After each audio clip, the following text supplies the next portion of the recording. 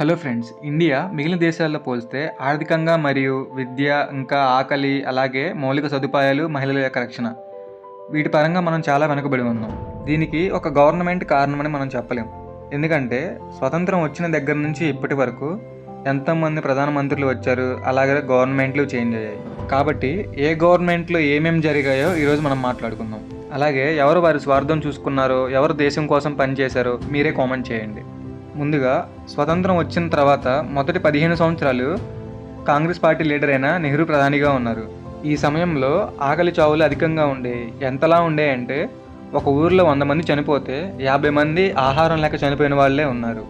దీనికి కారణం బ్రిటిష్ మనల్ని వదిలి వెళ్ళేటప్పుడు మన దగ్గర ఉన్న రిసోర్సెస్ మొత్తం తీసుకొని వెళ్ళింది. ఆ తర్వాత ప్రధాని అయిన నెహ్రూ దీని మీద ఫోకస్ చేయకుండా దేశాన్ని కులాల వారీగా, మతాల వారీగా, భాషల పరంగా విభజిస్తూ వస్తున్నారు. మనం స్వాతంత్రం ఎందుకు తీసుకున్నాం? మనకు దక్కవలసిన నీరు, ఆహారం, స్వేచ్ఛ కోసం తీసుకున్నాం.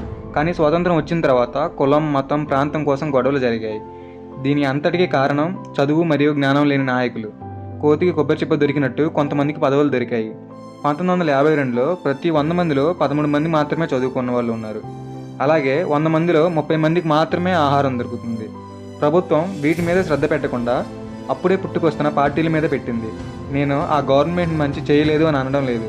వాళ్ళు చేసినవేవీ కింద వరకు రాలేదు అని చెప్తున్నాను. కానీ నెహ్రూ ప్రవేశపెట్టిన పంచవర్ష ప్రణాళిక చాలా బాగుంది, కానీ అది అమలు కాలేదు. ఎందుకంటే తన కింద ఉన్న నాయకులు ప్రాపర్గా ఎస్టాబ్లిష్ చేయకపోవడం. మనకు స్వతంత్రం వచ్చిన తర్వాత బ్రిటిష్ భారతదేశం వదిలి వెళ్ళటానికి 2 నెలల సమయం పట్టింది. ఆ 2 నెలల సమయంలో మన విభజనకు సంబంధించి సమస్యలు పరిష్కరించుకొని ఉంటే ఇప్పుడు ఇండియా ప్రపంచంలోనే నెంబర్ 1గా ఉండేది. ఎందుకంటే మనకు స్వతంత్రం వచ్చిన తర్వాత చైనా మనకన్నా తక్కువ జీడిపితో ఉంది, కానీ ఇప్పుడు ప్రపంచంలోనే 2వ అతిపెద్ద దేశంగా ఉంది. ఒకవేళ పీఓకేలో జరిగిన వార్లో సర్దార్ వల్లభాయ్ పటేల్ లేకపోయి ఉంటే ఈ ఇండియా ఒక ఆఫ్రికా కంట్రీలాగా మారిపోయి ఉండేది. ఎందుకంటే పాకిస్తాన్ కాశ్మీర్ ఆక్రమణతో ఆగిపోదు, అలాగే ఉత్తర భారతదేశం మొత్తాన్ని ఆక్రమిస్తుంది. ఆ తర్వాత 1960లో తీవ్ర ఆర్థిక మాంద్యం ఏర్పడింది, కానీ నెహ్రూ ప్రభుత్వం దీన్ని హ్యాండిల్ చేయలేక వదిలేసేసింది. ఒకవేళ వారు పరిశ్రమలు తేవడంలో బిజీగా ఉన్నారంటే అది లేదు. ఒకవేళ మన దేశంలో పరిశ్రమలు పెట్టడానికి మన వాళ్ళని ప్రోత్సహిస్తున్నారంటే అది లేదు. అప్పటికే మన దేశం ఎడ్యుకేషన్లో అట్టడుగున ఉంది. అలాగే అప్పటి వీరి గవర్నమెంట్ పెట్టిన రూల్స్కి వేరే ప్రైవేట్ కంపెనీస్ ఏవి ఇండియాలో ఇన్వెస్ట్ చేయడానికి సుముఖంగా లేవు. ప్రజలు ఇన్ని కష్టాలు పడిన తర్వాత కాంగ్రెస్ని ఎలా గెలిపిస్తారని అనుకుంటున్నారు? ఆ దెబ్బకే కాంగ్రెస్ ఓడిపోయింది. ఆ తర్వాత జనతా పార్టీ అధికారంలోకి వచ్చింది. వారు పరిపాలించిన 5 సంవత్సరాల్లో 2 PMs చేంజ్ అయ్యారు. అలాగే వీరు పరిపాలించిన 5 సంవత్సరాల్లో కొత్తగా చెప్పుకోవడానికి ఏమీ లేవు. ఆ తర్వాత నెహ్రూ మీద సింపతితో ఇందిరాగాంధీ భారీ మెజారిటీతో విజయం సాధించి ప్రైమ్ మినిస్టర్ అయ్యారు. ఒకసారి ఓడిపోయి మళ్ళీ వచ్చారు కాబట్టి వాళ్ళకి ఓటమి విలువ తెలిసింది. అధికారంలోకి వచ్చిన తర్వాత ఇందిరాగాంధీ ప్రజలకు సొంత ఇళ్లను నిర్మించడం మొదలుపెట్టింది. అలాగే తన తండ్రి ప్రారంభించిన డ్యామ్లను, ఆనకట్టలను, అలాగే బ్రిడ్జిలను కంప్లీట్ చేయడం మొదలుపెట్టింది. ఆ తర్వాత నీలం సంజీవ్ రెడ్డిని రాష్ట్రపతిగా కాంగ్రెస్ పార్టీ యొక్క అధిష్టానం ప్రతిపాదించింది. కానీ ఇందిరాగాంధీ దానికి వ్యతిరేకంగా స్వతంత్ర అభ్యర్థికి సపోర్ట్ చేసింది. ఇది నచ్చని కాంగ్రెస్ యొక్క అధిష్టానం ఇందిరాగాంధీని కాంగ్రెస్ నుంచి సస్పెండ్ చేసింది. కానీ ఇందిరాగాంధీ కోపంతో కాంగ్రెస్లో ఉన్న కొంతమంది ఎంపీల సహాయంతో మళ్ళీ ప్రైమ్ మినిస్టర్ అయ్యారు.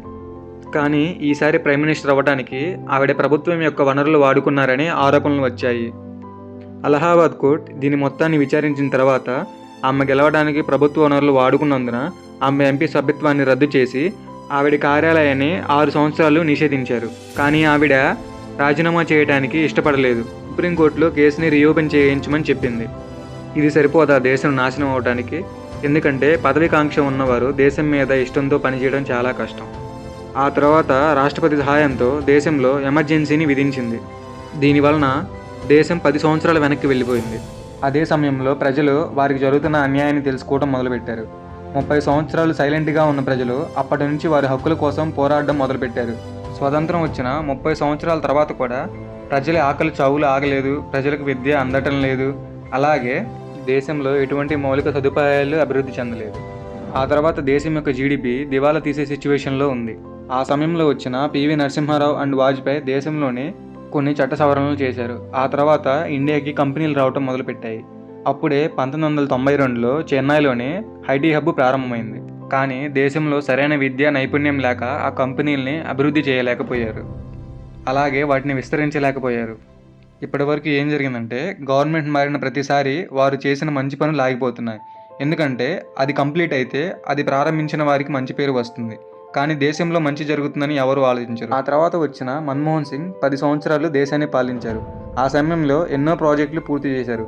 అలాగే ప్రజలకు కావాల్సిన సదుపాయాలు అందించారు. కానీ మౌలిక సదుపాయాలు, ఇన్ఫ్రాస్ట్రక్చర్ డెవలప్ చేయలేకపోయారు. ఆ తర్వాత ఆర్థికంగా వెనుకబడ్డ కులాల కోసం తెచ్చిన రిజర్వేషన్స్ని వీరు రాజకీయంగా వాడుకొని రాజ్యాంగానికి మచ్చ తెచ్చారు. ఎందుకంటే పరిమిత సమయం వరకే ఉన్న వాటిని గడువు పొడిగిస్తూ వస్తున్నారు. ఇదే జరిగితే మొదట్లో జరిగినట్టే మళ్ళీ కులాల కోసం, ప్రాంతాల కోసం గొడవలు జరుగుతాయి. కానీ మన నాయకులకి ఏం పట్టనట్టు ఇవే చేస్తూ వస్తున్నారు. ఎందుకంటే పోయేది వాళ్ళు కాదు కదా, కింద ఉన్న వాళ్ళు పోతారు. అలాగే కాంగ్రెస్ హయాంలో చంద్రయాన్ని చంద్రుని మీదకి విజయవంతంగా ప్రయోగించారు. కానీ 2010 తర్వాత కాంగ్రెస్కి గడ్డుకాలంగా మారింది. ఎందుకంటే 2010లో కామన్వెల్త్ దీని గురించి పెద్దగా చెప్పాల్సిన అవసరంలా, దీనివల్ల వచ్చిన వివాదాలు భయంకరంగా ఉన్నాయి. ఆ తర్వాత వచ్చిన 2G స్పెక్ట్రమ్ స్కామ్, అన్నిటికంటే ఇది చాలా ముఖ్యమైనది. ఆంధ్ర విభజన గొడవలు, వీటిని మాత్రం కాంగ్రెస్ గవర్నమెంట్ అదుపు చేయలేకపోయింది. తర్వాత 2013లో శారదా కుంభకోణం, వీటి దెబ్బకి దేశంలోని ప్రజల యొక్క కళ్ళు చెదిరిపోయాయి. విభజన సరిగా చేయకపోవడం వల్ల 2 రాష్ట్రాలతో పాటు దేశంలో కాంగ్రెస్ ఘోరంగా ఓడిపోయింది. ఎంతలాగా అంటే తర్వాత వచ్చిన బీజేపీ 3 సార్లు వరుసగా గెలిచింది. స్వతంత్రం వచ్చిన తర్వాత కాకుండా ఇప్పటి వరకు 3 సార్లు ఎవరూ గెలవలేదు. దీనికి కారణం బీజేపీ మొదటగా గెలిచిన తర్వాత స్వచ్ఛ భారత్ పేరుతో ప్రజలకి కావాల్సిన మౌలిక సదుపాయాలను అందించింది. దేశంలోని పౌరుల కోసం స్కిల్ డెవలప్మెంట్ సెంటర్స్ని ఓపెన్ చేయించారు. ఆ తర్వాత మేక్ ఇన్ ఇండియా పేరుతో ఎన్నో స్టార్టప్లకి ఆయన ఆజ్యం పోశారు. ఈ స్టార్టప్లు ఎలా ఉన్నాయంటే గడిచిన 50 సంవత్సరాలతో పోల్చుకుంటే ఇది 2 ఇంతలు సమానం. కానీ ధరలను నియంత్రించడంలో విఫలమైందని చెప్పాలి. కోవిడ్ ఒక కారణం అయితే చైనాతో గొడవలు మరొక కారణం. కానీ ఇన్ని పెరిగినా భారతదేశంలో ఉపాధి ఒకప్పుడుతో పోల్చుకుంటే ఇప్పుడు పెరగడం వలన ఈ ధరల్ని వాళ్ళు నియంత్రించగలిగారు. ఎప్పుడైతే ప్రజల యొక్క సంపాదనను ఖర్చులు మించుతాయో అప్పుడు ఆ గవర్నమెంట్ ఇంటికి వెళ్తుంది. ఎందుకంటే ఆ గవర్నమెంట్ అవసరం లేని ఫ్రీగా ఇచ్చి అవసరం ఉన్న వాటిని రేట్లు పెంచుతుంది. ఏది ఏమైనా 2000 సంవత్సరం తర్వాత నుంచి ఇండియా డ్రాస్టిక్గా డెవలప్ అవ్వటం మొదలుపెట్టింది. కానీ మిగిలిన దేశాలు 1950లోనే మొదలుపెట్టాయి. మనం 50 సంవత్సరాలు వెనకబడి ఉన్నాం. కానీ పాకిస్తాన్ ఇంకా ప్రజలను పట్టించుకోకుండా టెర్రరిస్టులను పెంచుతుంది. నాకు తెలిసి నెక్స్ట్ 10 years ఇండియాకి చాలా క్రూషియల్గా ఉంటుంది. ఓకే గాయ్స్, ఈ ఇన్ఫర్మేషన్ నచ్చితే వీడియోని లైక్ చేసి ఛానల్ని సబ్స్క్రైబ్ చేయండి. Thank you for watching.